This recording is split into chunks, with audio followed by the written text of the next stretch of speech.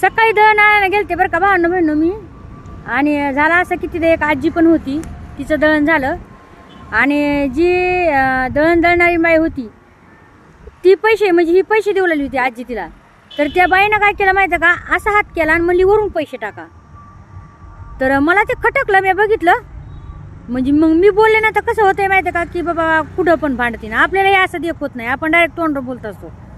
तुम्ही त्याला मी तिला म्हणलं काय आहे, म्हणलं काय म्हणलं तुम्ही का म्हणते आजी कुणा असे वरून पैसे घ्यायत, म्हणलं काय झालंय म्हणलं हा. तर बोलते की नाही नाही ना मला देवाला जायचंय म्हणे. तर मी आंघोळ बिंघोळ केली म्हणे, मला शिवायचं नाही. मला कोणचा देव आहे तुमच्यावाला असा वय.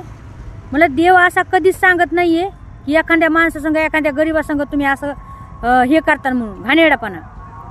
हा जर मला त्याच आजीनं जर त्या देवाच्या मंदिरामध्ये त्या पेटीमध्ये पैसे टाकले असते ते जमले असते आहे ना. आणि तुम्ही ते पैसे हातातच घ्यायला लागलात ना. मला